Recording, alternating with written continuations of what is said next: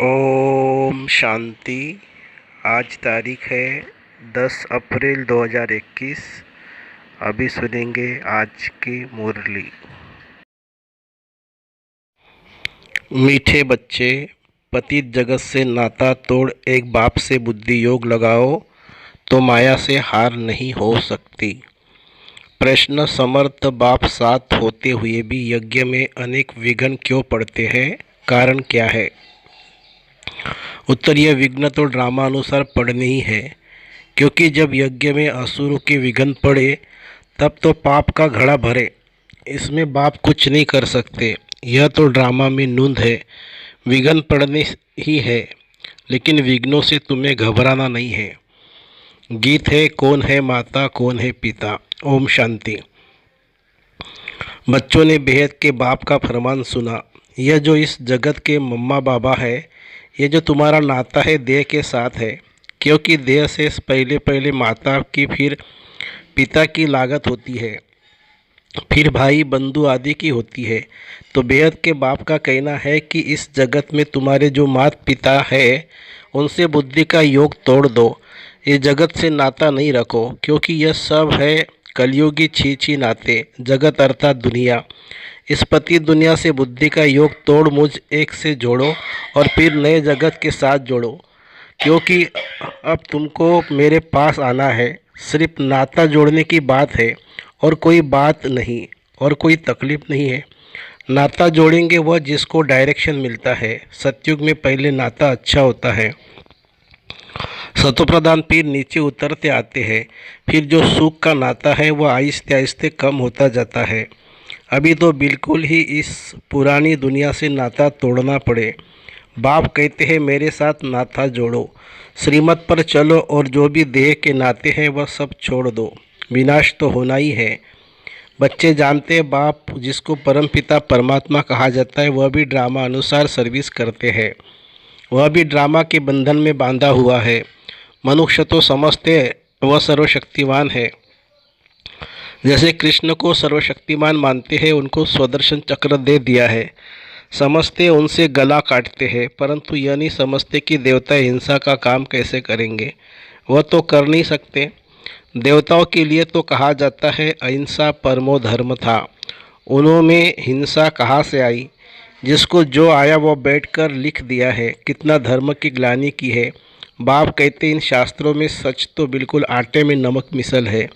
यह भी लिखा हुआ है कि रुद्र ज्ञान यज्ञ रचा था, उसमें असुर विघ्न डालते थे, अबलाओं पर अत्याचार होते थे।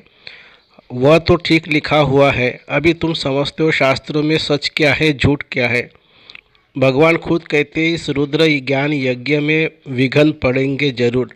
ड्रामा में नूंद है। ऐसे नहीं कि परमात्मा साथ है तो विघ्नों को हटा देंगे।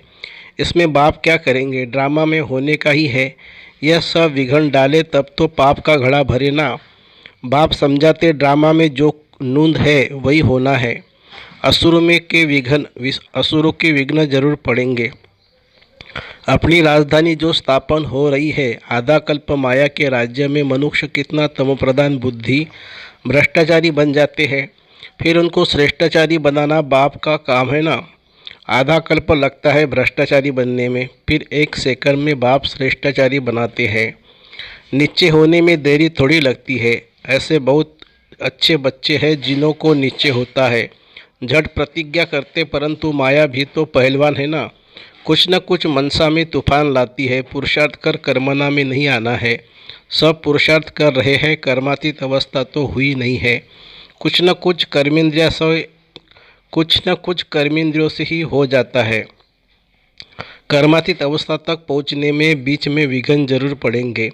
बाप ने समझाया है पुरुषार्थ करते करते अंत में जाकर कर्मातीत अवस्था होती है। फिर तो इस शरीर को रहना नहीं है, इसलिए टाइम लगता है। विघ्न कुछ न कुछ पड़ते हैं। कहाँ माया हरा भी देती है।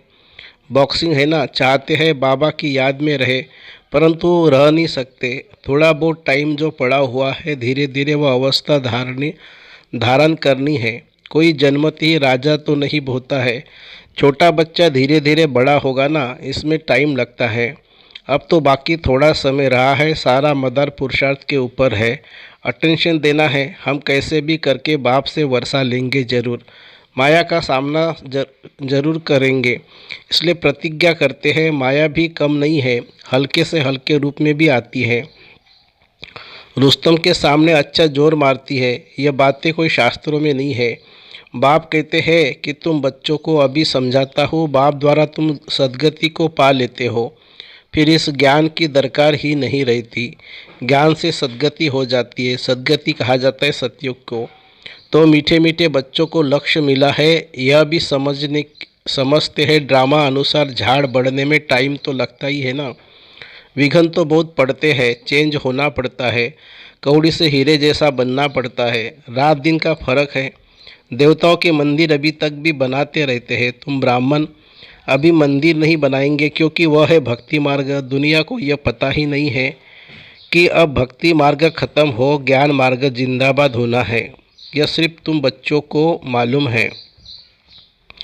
मनुष्य तो समझते कलयुग अभी बच्चा है, उन्हों का सारा मदार है शास्त्रों पर। तुम बच्चे को तो बाप बैठ सभी वेदों शास्त्रों का सार समझाते हैं।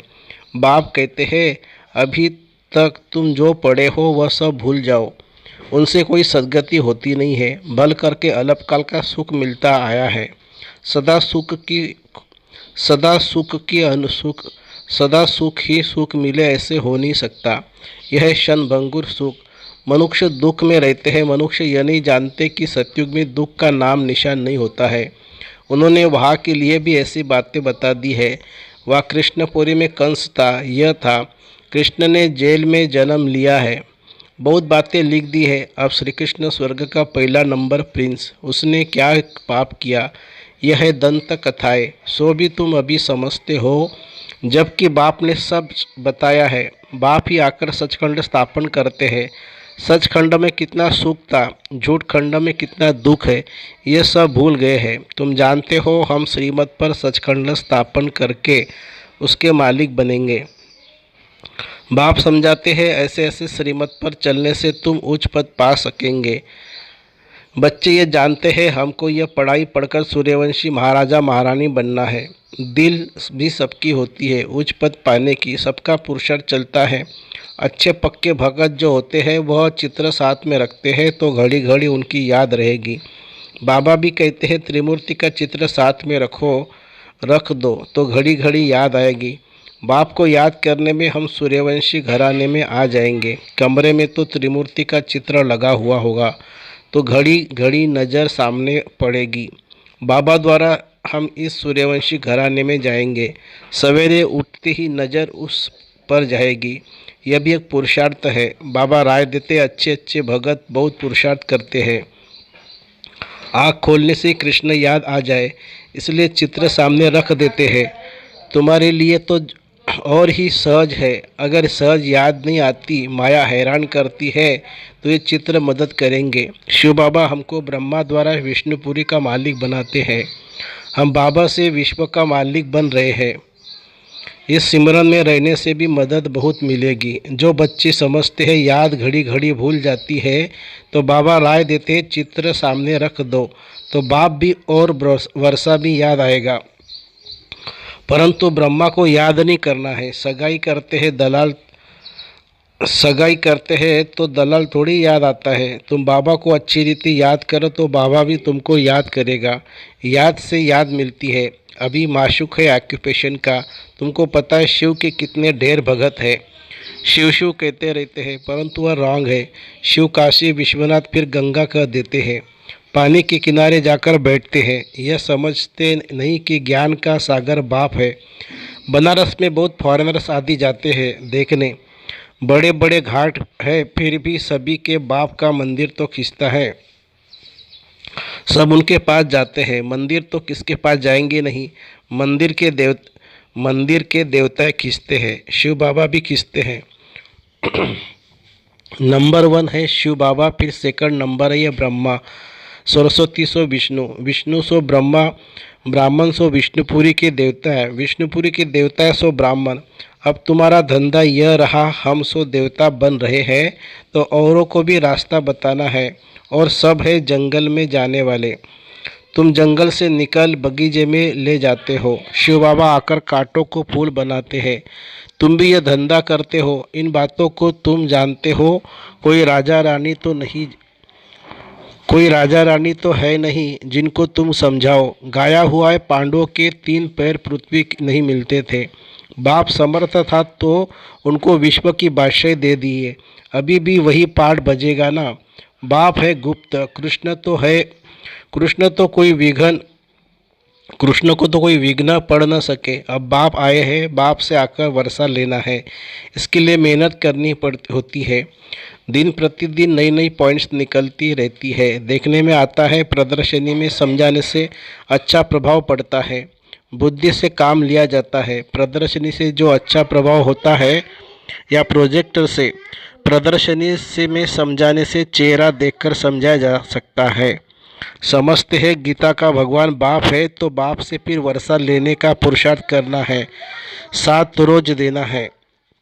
लिख कर दो, नहीं तो बाहर जाने से ही माया भुला देगी। तुम्हारी बुद्धि में आ गया। हमने 84 का चक्र लगाया है। अभी जाना है, तमो प्रधान से सतो प्रधान बनना है। ये चित्र तो साथ में होने ही चाहिए। बड़े अच्छे हैं। बिड़ला आदि भी यह नहीं जानते कि इन लक्ष्मी नारायण ने यह राज्य भाग्य कब और कैसे लिया। तुम जानते हो तो तुमको बड़ी खुशी होनी चाहिए। लक्ष्मी नारायण का चित्र ले झट कोई को समझाएंगे उन्होंने यह पद कैसे पाया। यह बातें बुद्धि में समझने और समझाने की है। मंजिल है ऊंची। जो जैसा टीचर है वह वैसे ही सर्विस करते हैं। देखते हैं कौन कौन सेंटर संभाल रहे हैं। अपनी अवस्था अनुसार नशा तो सबको है, परंतु विवेक कहता है समझाने वाला जितना होशियार होगा उतना सर्विस अच्छी होगी। सब तो होशियार हो नहीं सकते। सबको एक जैसा टीचर मिल नहीं सकता। जैसे क्लब पहले चला था वैसे ही चल रहा है। बाप कहते अपनी अवस्था को जमाते रहो। क्लब की बाजी है। देखा जा रहा है क्लब पहले मुआफिक हर एक का पुरुषार्थ चल रहा है। जो कुछ होता है हम कह देते क्लब पहले भी ऐसे हुआ था। फिर खुशी भी रहती है, शांति भी रहती है। बाप कहते हैं कर्म करते हुए बाप को याद करो। बुद्धि का योग वहाँ लटका रहे तो बहुत कल्याण होगा। जो करेगा सो पाएगा। अच्छा करेगा अच्छा पाएगा। माया की मत पर सब बुरा ही करते आए हैं। अब मिलती है श्रीमत, भला करो तो भला हो। हर एक अपने लिए मेहनत करते हैं। जैसा करेंगे वैसा पाएंगे। क्यों न हम योग लगाते सर्विस करते रहे। योग से आयु बढ़ेगी। याद की यात्रा से निरोगी बनना है तो क्यों न हम बाबा की याद में रहे। यथार्थ बात है तो क्यों न हम कोशिश करें।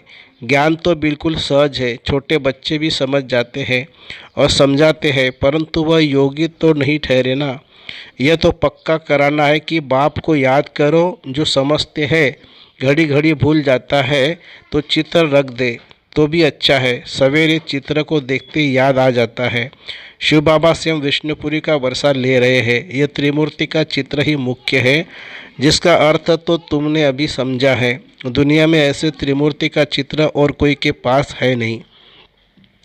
यह तो बिल्कुल सहज है। हमें लिखे वो न लिखे यह तो सभी जानते हैं। ब्रह्मा द्वारा स्थापना, विष्णु द्वारा पालना। अच्छा, मीठे मीठे सिकिलदे बच्चों प्रति माता पिता बाप दादा का याद प्यार और गुड मॉर्निंग। रूहानी बाप की रूहानी बच्चों को नमस्ते। हम रूहानी बच्चों की रूहानी माता पिता बाप दादा को याद प्यार, गुड मॉर्निंग और नमस्ते बाबा नमस्ते। धारणा के लिए मुख्य सार। माया की बॉक्सिंग में कभी भी हार न हो, इसका ध्यान रखना है। क्लब पहले किस मूर्ति से अपनी अवस्था को जमाना है। खुशी और शांति में रहना है। दूसरी पॉइंट, अपना भला करने के लिए श्रीमत पर चलना है। इस पुरानी दुनिया से नाता तोड़ देना है। माया के तूफान से बचने के लिए चित्रों को सामने रख बाप और वर्षे को याद करना है। वरदान, निर्बल आत्माओं में शांत शक्तियों का फोर्स भरने वाले ज्ञानदाता सो वरदाता भव। वर्तमान समय निर्बल आत्माओं में इतनी शक्ति नहीं है जो जंप दे सके। उन्हें एक्स्ट्रा फोर्स चाहिए। तो आप विशेष आत्माओं को स्वयं में विशेष शक्ति भर के उन्हें हाई जंप दिलाना है। इसके लिए ज्ञानदाता के साथ साथ शक्तियों के वरदाता बनो। रचता का प्रभाव रचना पर पड़ता है, इसलिए वरदानी बनकर अपनी रचना को सर्वशक्तियों का वरदान दो। अभी इस सर्विस की आवश्यकता है। स्लोगन है, साक्षी होकर हर खेल देखो तो सेफ भी रहेंगे और मज़ा भी आएगा। स्लोगन है, साक्षी होकर हर खेल देखो तो सेफ भी रहेंगे और मज़ा भी आएगा। अच्छा, ओम शांति शांति शांति। शुक्रिया बाबा, शुक्रिया। Thank you Baba, thank you.